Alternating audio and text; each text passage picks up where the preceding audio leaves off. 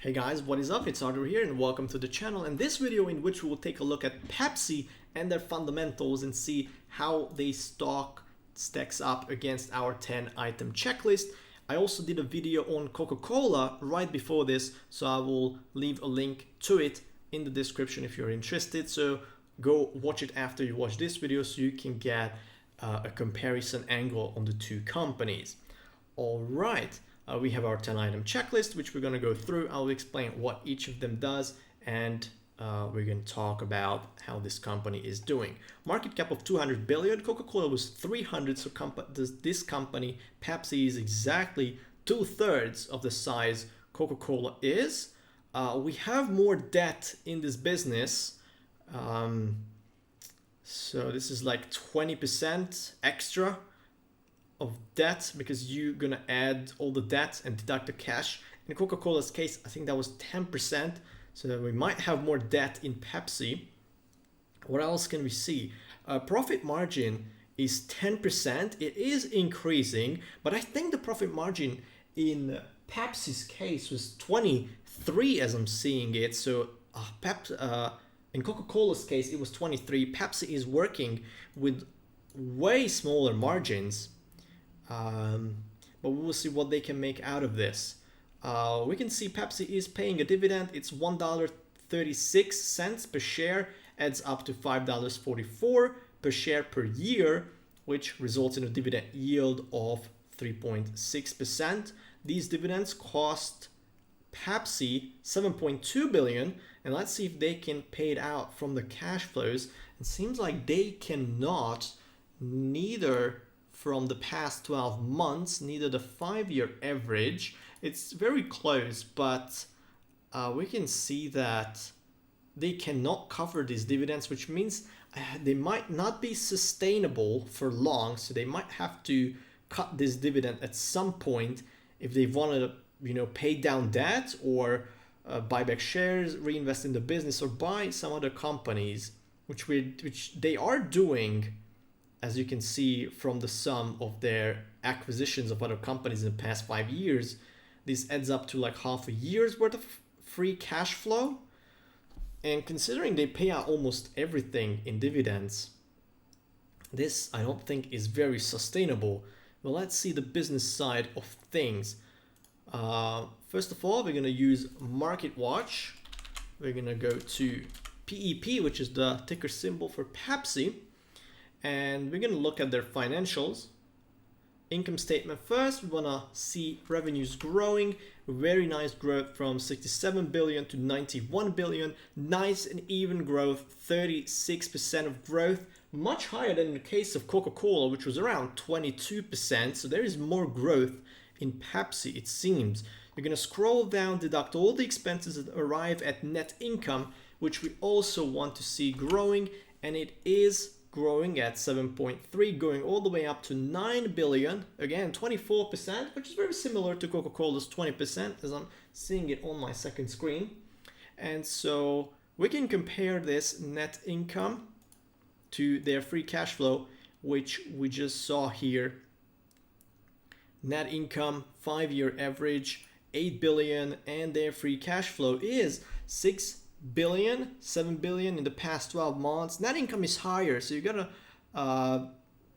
be a bit more cautious. It is within reasonable range, but you don't want net income to be a lot higher because it's easier to manipulate than free cash flow. So go by this number I recommend.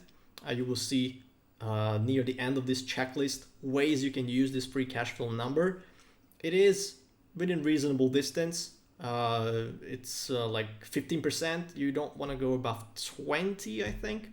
So just make sure that these two are together. Free cash flow can be higher because that's harder to manipulate. All right. Next up, you take the average of your net income. I take the average, 5-year average, 8 billion, as you can see in the corner of the second card. You can go to your $200 billion market cap, divide the two, and you get a PE ratio of 25.5, which is an X because you want this to be under 20. Above 20, companies are considered expensive, but if there is growth in the business in like future growth aspects, you can justify paying a higher PE, but it really has to be a premium brand and have above average growth. Now, what this number means is that if you buy now with the current earnings that the company is making, is going to take your money 25.5 years to make it back, which if you have seen real estate investing and other kinds of investing, making your money back, like doubling your money in like 10, 12 years, taking 25.5 years, isn't that really appealing? Now, given that if the company grows in the future, this ratio is gonna come down because you bought at this price, but in the following years, they're gonna bring in more cash and make this ratio be smaller in reality. Now, what I also do with this ratio that we just calculated, 25.57 P ratio, I go at competitors and see their valuation to see if Pepsi is cheaper or more expensive than the competitors. Once you do that, I get that the industry median is 22.18. So Pepsi is more expensive than the competition, and that is an X again. Next up, I want to take a look at the return on the invested capital, which should be above 9-10%, which is the market average. Pepsi earns 14% on the return, earns 14% return on the invested capital. If $1 gets put into Pepsi, they earn 14 cents on it, which is a good sign. And it was actually lower in the case of Coca-Cola. As I'm seeing, it was 12.5%. So there is a bit more efficiency in terms of how money gets spent in the case of Pepsi, but that is not surprising, them being a smaller company with a lower market cap.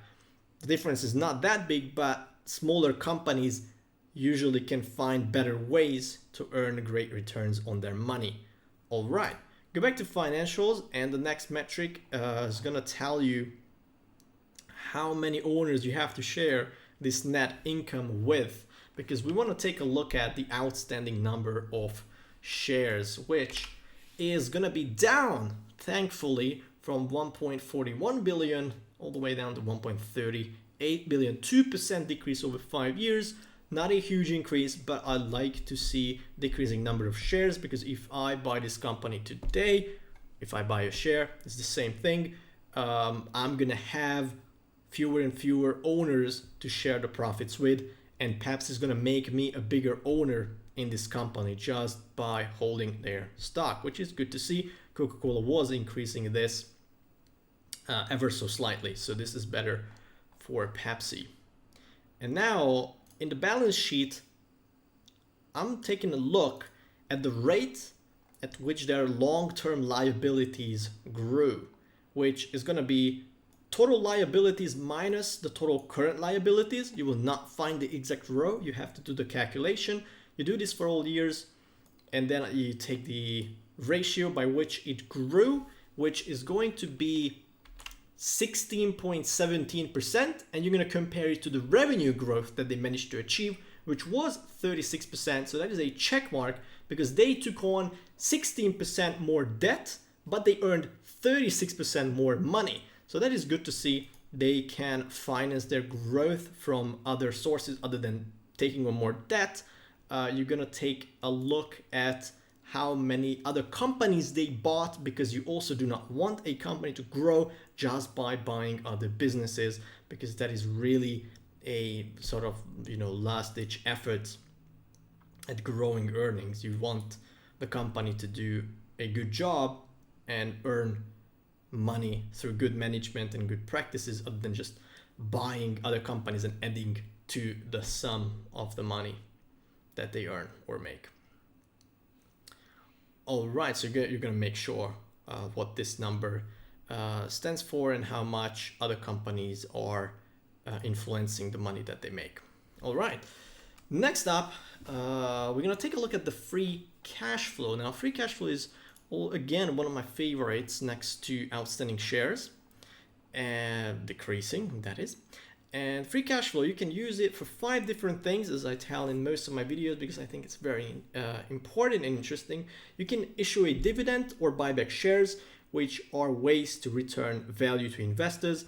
So are the others: paying down debt, buying other companies, or reinvesting in the business. How you get free cash flow? You go to the cash flow statement, and in operating activities, you take net operating cash flow and add the negative number capital expenditures, right? So this is going to be roughly 5.3 billion. You do this for all the columns. I take the average, and that is their free cash flow. If you don't want to calculate it, MarketWatch gives you that on the very bottom, and we can see that this number is up, which is what we want to see. So this is a check mark, up from 5.42 billion to 7.92 billion, which is a massive 46% growth with an average of 6.46 billion. And I take this average number and take the long-term liabilities that we calculated on the balance sheet, that is, not present there, but you can calculate it by total liabilities minus total current liabilities to get total long-term liabilities. And you want to see how many years it takes Pepsi to pay down that debt with the average of this free cash flow. If you do that, you're going to see that it takes Pepsi 7.77 years, which is an X, because we want them to pay down under 5 years if they focus on paying down debt. So this is a sort of tight, tough spot to be in. It takes them a lot of time to pay down that debt, considering that they pay out almost all the free cash flow in terms of dividends. So there is really no way that I see at the moment that they can pay down this debt. So that is a tough position to be in. It was slightly better in the case of Coca-Cola. So there are pros and cons between these companies.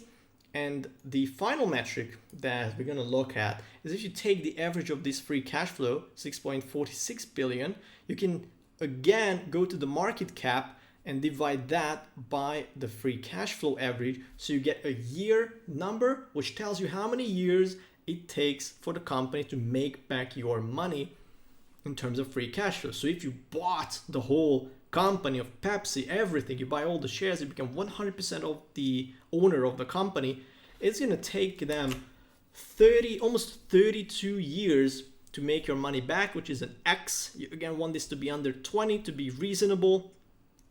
And it is then a question of whether Pepsi has the growth potential to justify paying, 32 years of investment time for this company. That is for everyone to decide. What we can do is actually a discounted cash flow model. So this is going to help us put a price on Pepsi, and the way it does it is that we take the last year's free cash flow numbers and we're going to take the growth and project into the future what we think this number might be. You have your assumptions.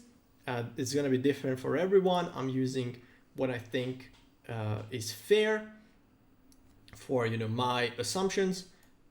I see that the free cash flow growth is sort of nice and even. I think it is sort of linear, so I'm fine with using this last year's free cash flow number, or you could use the average. And what I'm gonna do is check how much it grew from 2019 to 2023. Take that, apply that to the first 5 years, and then use only half of that for the second 5 years, which is an assumption of mine. And then you're gonna have a discount rate, because $100 10 years from now does not worth the same as $100 right now. So you're gonna bring back all these values, all these numbers to today, and then we're gonna put a price on that. You're gonna sum up all these future free cash flows, which is the intrinsic value of this enterprise, this company, $305 billion. You're gonna add the cash and deduct the debt, because you get that with the company, and you can just pay that. That's not really the important part. You can get that on any company. You're going to calculate that. That is a value that you can then divide by the outstanding number of shares to see how much each share should be worth. And if you do that, we can see that the share price that we think Pepsi is worth is 194. It is currently 149, which makes it a potential difference of $45 and a upside of 30%. But this is only my assumptions. Yours could be different. This does not mean you have to buy the stock right now. In case I urge you, instead I do urge you to do more research, because not just buy a stock based on some checklist. And if we go back and not use the latest financial year, but be even more conservative and use just the average, which is of course going to be a smaller number when free cash flows are going, this only makes it a $4 upside and a 2.85% upside. So you can see how much difference that makes, just being more conservative and using an average compared to the last year.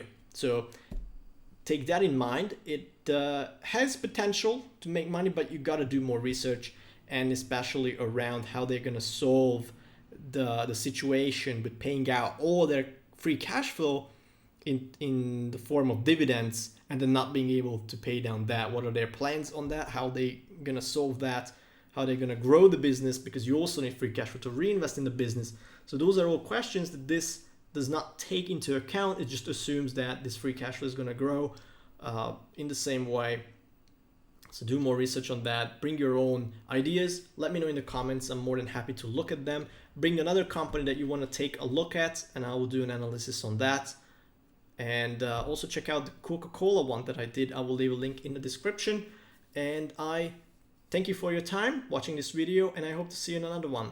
Thanks. Bye-bye.